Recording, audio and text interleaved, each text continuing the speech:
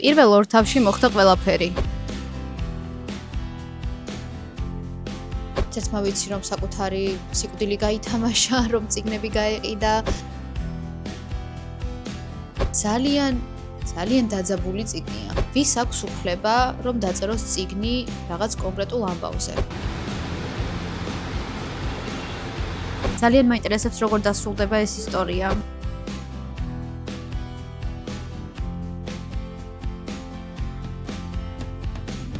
ეს არის ჩემი და სპაიდერმენის პატარა ისტორია. თავს რაღაცნაირად რო წარმოვიდგენ, მე რომ მეკნა როგორ ვიქნებოდი, რა თქმა უნდა, მაწუხებს ძალიან დიდი დანაშაულის შეგრძნება. ვიცი, ახლა რა ვთქვა, ეს იყო სრული სიგიჟე. სალამი. დღეს გვექნება იმ წიგნის კითხვის ვლოგი, რომელმაც გაიმარჯვა ჩემს გამოკითხვაში. ამ გამოკითხვაში მეორე ადგილზე გავიდა ლორენ რობერტსის ურჩი და გული არავის არ დავწყვიტე და ამ წიგნის კითხვის ვლოგიც მიდევს ჩემს არხზე და დღეს უკვე დროა წავიკითხოთ ერეფ კვანგის ყვითელსახა. ძალიან დიდი ხანია ეს წიგნი მაინტერესებს და ცოტა ხნის წინ ქართულადაც ითარგმნა და ამან მომცა мотиваცია რომ წამეკითხა უკვე ეს წიგნი, რადგან ვფიქრობ, რომ დღეს ძალიან ბევრი ადამიანი დაინტერესდება. მთავარი პერსონაჟი არის ახალგაზრდა მწერალი ქალი ჯუნი, რომელსაც ძალიან უჭირს ფეხის მოკიდება საგამომცემლო სივრცეში.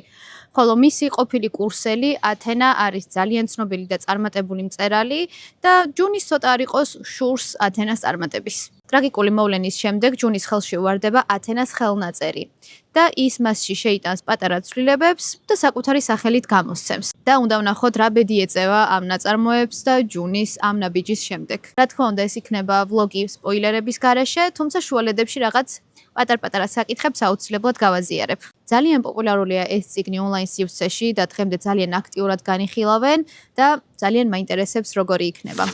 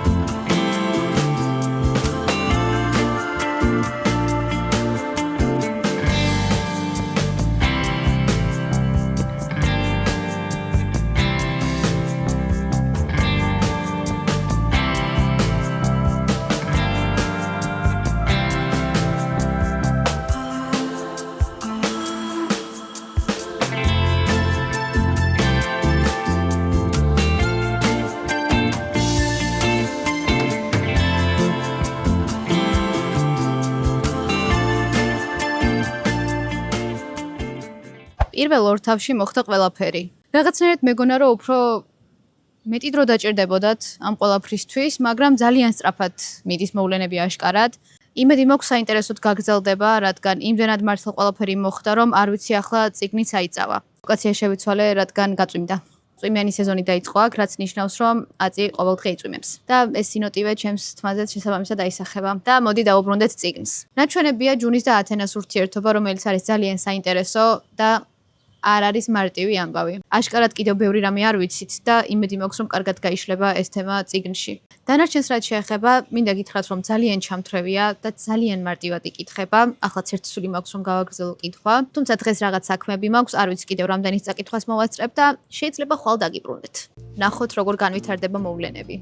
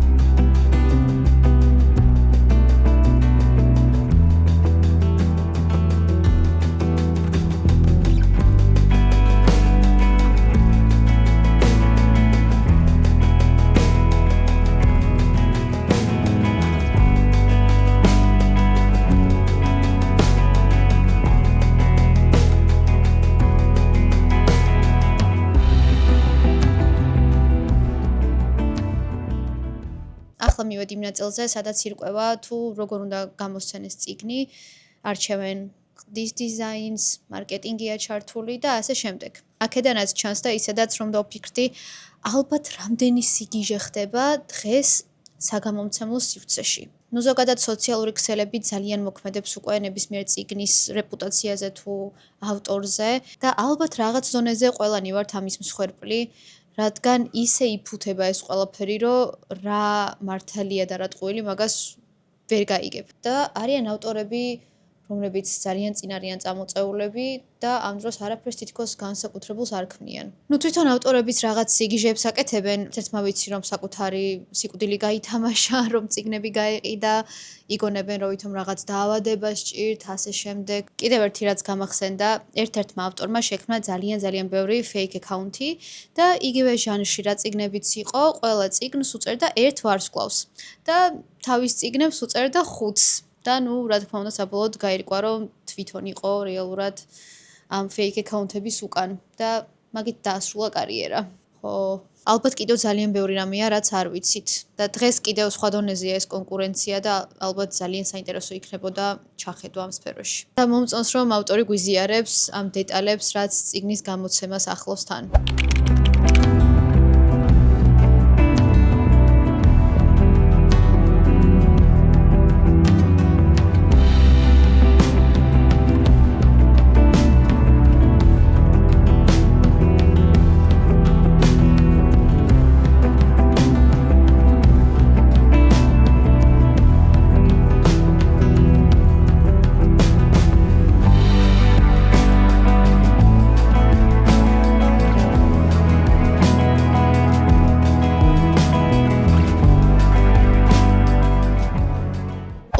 %-ი წავიკითხე და მოდი ვისაუბროთ. ძალიან დაძაბული წიგნია. იმდენად გადმომედო ამ მთავარი პერსონაჟის ემოციები, რომ გონია რომ მე მოვიპარე ვიღაცის ხელნაწერი და წიგნი გამოვეცი. ძალიან კარგად აღწერს ავტორი იმას თუ რა ხდება ამ პერსონაჟის შიგნით. რაღაც მომენტებში მავიწყდება ხოლმე რაც ჩაიდინა და რო განვიცდი რა დღეშიც არის, მე ოცბად მეთქი არა, რაც გააკეთა ზუსტად იმის შესაბამისი ამბები ხდება. ძალიან საინტერესოდ არის აღწერილი ზოგადად რას ნიშნავს იყო მწერალი. ჩანს ზოგადად გზა, რასაც ისინი გადიან, რომ ვთქვათ მოვიდა იდეა, დაწერა ძალიან ბევრი დრო და ენერგია დახარჯა ამ ყველაფერზე, შეიძლება წლებიც კი დაუთმო და შემდეგ შეიძლება გაუგზავნო აგენტებს და არც კი გახსნან შენი დოკუმენტი და შეიძლება გამოიცეს კიდეც ეს წიგნი, მაგრამ წარმოიდგინეთ რა სევდიანია, როდესაც შენ თვითონ შედიხარ წიგნის მაღაზიაში და ხედავ რომ შენი წიგნები ისევ თაროზეა.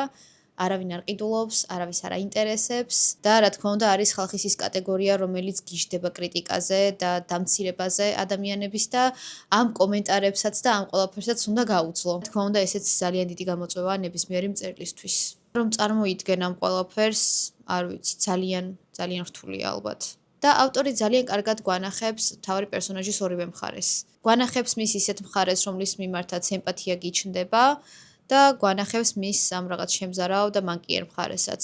რასაც რა თქმა უნდა გამართლება არ აქვს. და რაღაცნაირად სულ ჭიდილში ხარ, რომ აი თან ხვდები რას რატომ აკეთებს, მაგრამ თან ხომ აქვს რაღაცა საზღვარი და აი ამ პროცესში რო ვარ ძალიან მსიამოვნებს.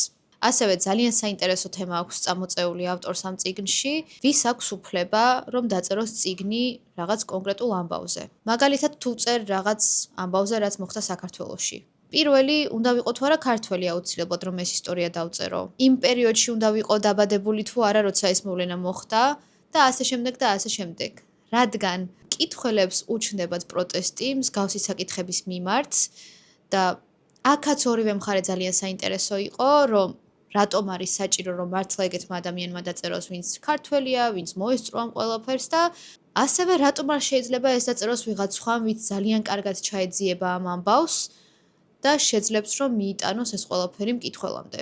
მოკლედ ასეთ ამბავში ვარ, ჩაფიქრებული და სიმართლე გითხრათ ძალიან მომწონს, რადგან ისე კარგად იკითხება, რომ ვერ ვეშვები. ახლა გადავდივარ მე-11 თავზე და ვისაც წაკითხული გაქვთ, უბრალოდ გადაშალეთ მე-11 თავი, რომ ნახოთ სად მიწევს გაჩერება. თვალი გამექცა რა თქმა უნდა და პირველი აბზაცი არის რაღაც სიგიჟე და ერთი სული მაქვს გავიგო რა ხდება. თუმცა ახლა პაუზის გაკეთება მიწევს და მოგვიანებით დაგიბრუნდებით.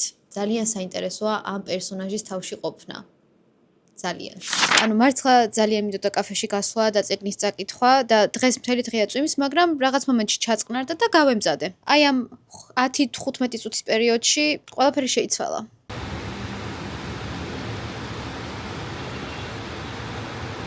და დამიჯერეთ კიდევ არ ჩანს აქ რეალურად რაც ხდება. ნისლშია ყველაფერი გახვეული და არ ვიცი. ახანით შევხედავ და თუ სხვა გზა არ იყო, ისევ სახლში გავაგრძელებ კითხვას.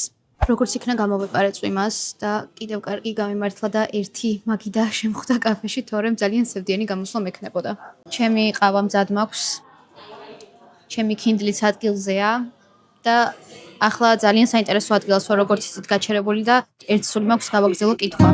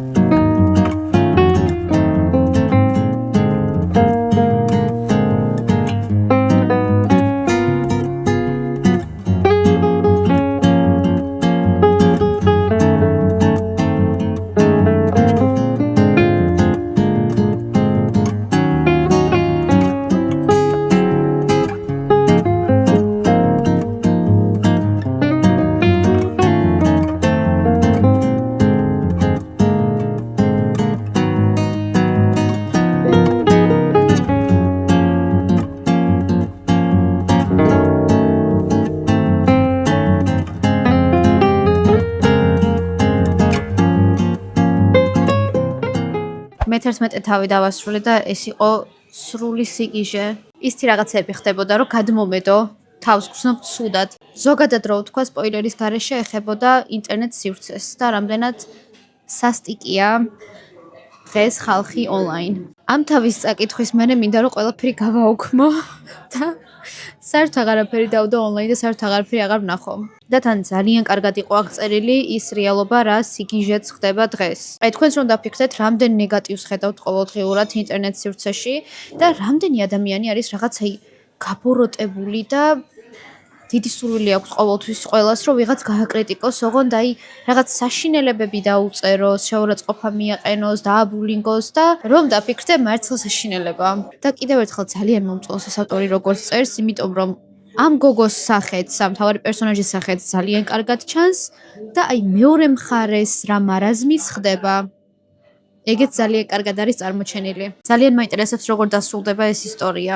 ძალიან მარტივად იკითხება, ძალიან ჩამთრევია და რაც ყველაზე მეტად მომწონს, აი ამ მთავარი პერსონაჟის ემოციები არის ძალიან გადამდები. და მართლა ისეთი შეგრძნება მაქვს, რომ ჩემ თავს ხდება ეს ყველაფერი და ვფიქრობ ეს ავტორის ძალიან დიდი პლუსია. ჯერჯერობით ძალიან კარგად მიდის.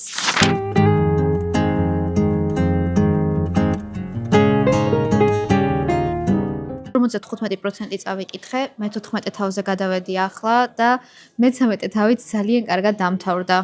ძალიან მიყვარს ხოლმე თავის დასასრულში რაღაც ისეთი რო ხდება, რაც ძალიან გაინტერესებს და გაიძულებს რომ კითხვა გააგრძელო. ახლაც გავაგრძელებდი სიამოვნებით, მაგრამ ეს რაღაც გეგმები მაქვს. სპაიდერმენის ახალი ფილმი გამოვიდა და იქ მივდივარ და რაც ყველაზე საინტერესო ამ ამბავში, კინოთეატრში სკამების მაგივრად არის საწოლები და ძალიან მაინტერესებს როგორი გამოცდილება იქნება. ასე რომ თქვენს გაგიყოლებთ და დაგათვალიერებინებთ რა დამხდება იქ. წავედით.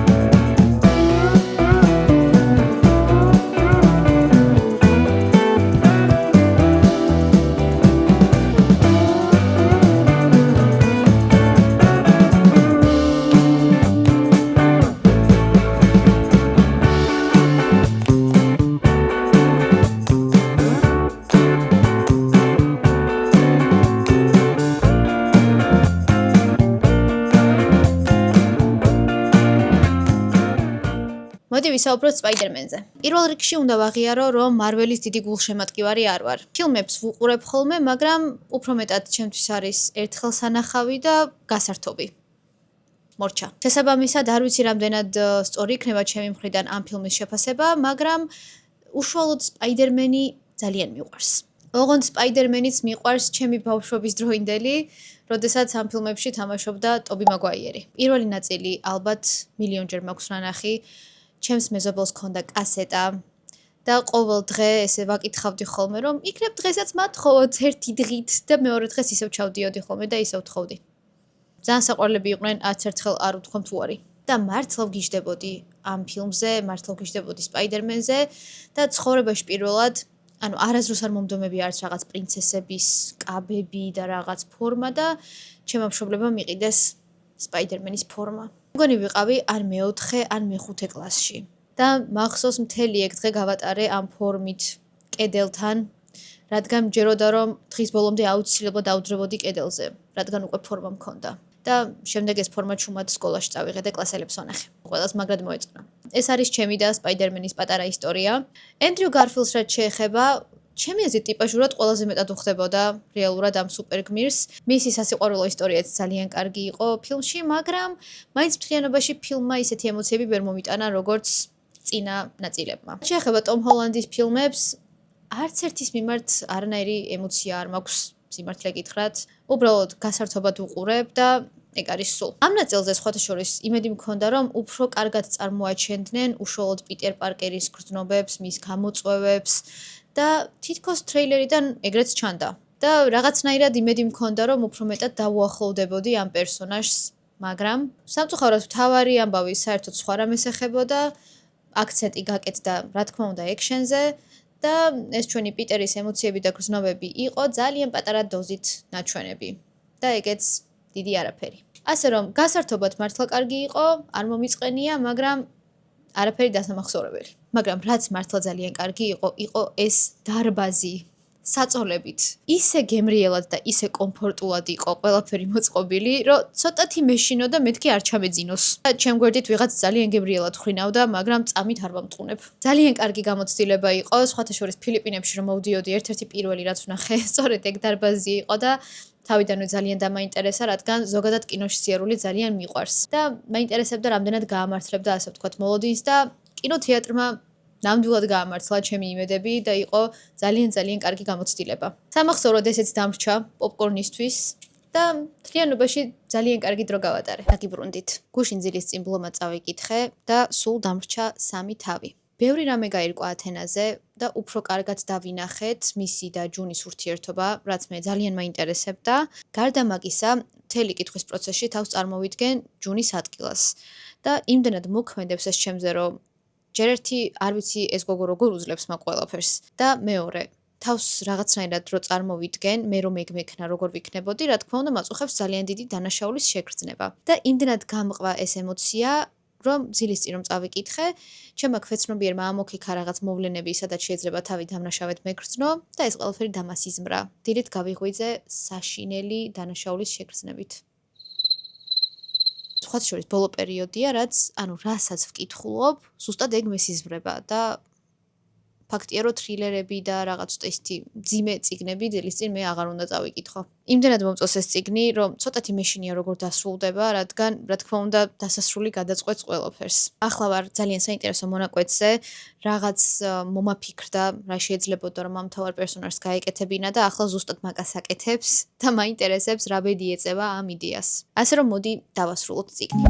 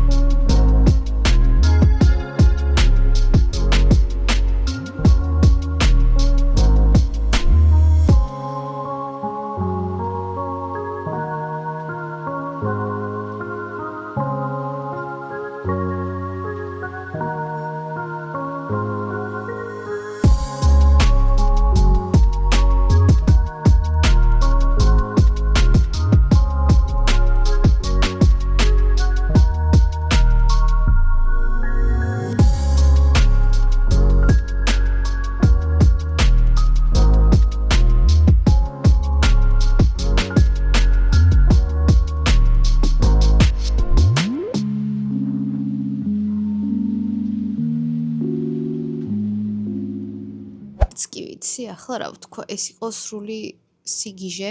პირველი რაც მინდა გითხრათ არის ის, რომ ძალიან ვნანობ ჩემი წიგნის კლუბში რომ არ მქონდა ეს წიგნი.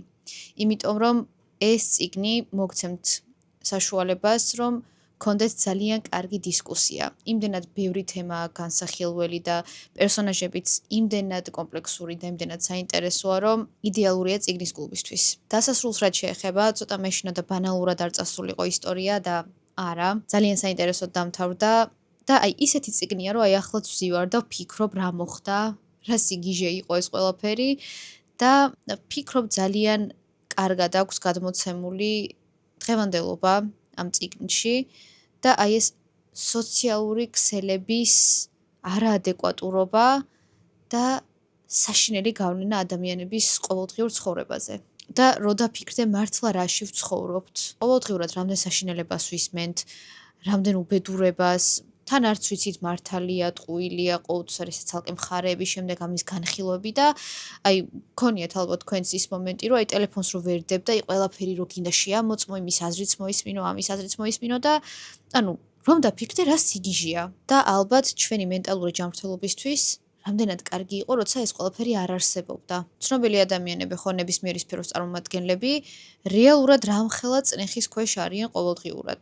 იმიტომ რომ როგორი ადამიანიც არ უნდა იყოს, ყველას ყავს ვიღაც მოწინააღმდეგე, ყოველთვის იწერება მათზე რაღაც ცუდი, ყოველთვის აბულინგებენ, აკრიტიკებენ, შეურაცხყოფას აყენებენ და მართლა რამხელა წნეხია ეს ალბათ მათთვის ყოველდღიურად.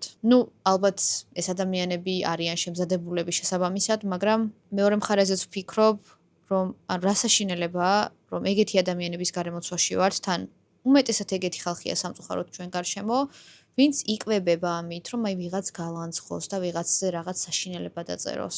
ძალიან დავსევდიანდი. არ ვიცი, ძალიან კარგი წასაკითხი იყო ეს წიგნი, ძალიან ბევრ რამეზე დამაფიქრა და ემოციურად აი ძალიან ახლოს მოვიდა ჩემთან. შეფასებას რაც შეეხება, თითქოს ცოტა მინდა რომ რაღაც 1-2 დღე მაინც გავიდეს და ისე შევაფასო. ახლა ვფიქრობ, რომ არის 4.5 ვარსკვლავი და დამუშავების დროს საბოლოო ქულას დავწერ რა თქმა უნდა აქ. გირჩევთ, ნამდვილად ყველას გირჩევთ რომ წაიკითხოთ ეს წიგნი. პირველ რიგში ძალიან კარგი განსახილველია და თუ რამდენიმე ადამიანი ერთად წაიკითხავთ, დამიჯერეთ უფრო უკეთესი იქნება, რადგან ახლა ძალიან მარტოდ ვგრძნობ თავს და ამ ავტორითაც ძალიან დავინტერესდი. თან ფენტეზის ჟანრშიც წერს და ძალიან აქებენ მის წიგნებს და აუცილებლად დავამატებ ახალ წიგნებს ჩემს სიას. ესეც ასე, ძალიან საინტერესო იყო ნამდვილად და დიდი მადლობა რომ სწორედ ეს წიგნი არჩიეთ ჩემი კითხვის ვლოგისთვის. როგორც ყოველთვის არ დაგავიწყდეთ რომ დაალაიქოთ ჩემი ვიდეო და გამოიწეროთ ჩემი არხი და აქვე აუცილებლად გამოიწერეთ ჩემი ინსტაგრამის გვერდიც, რადგან სწორედ აქ მოქვს ხოლმე პატარ-პატარა გამოკითხვები და ვფიქრობ რომ კითხვის ვლოგის გამოკითხვას მივცე ყოველთვიური სახე. და კიდევ ერთხელ დიდი მადლობა ჩართულობისთვის. ახლა კი დაგემშვიდობებით და წარმატებულ კვირას გისურვებთ. დროებით.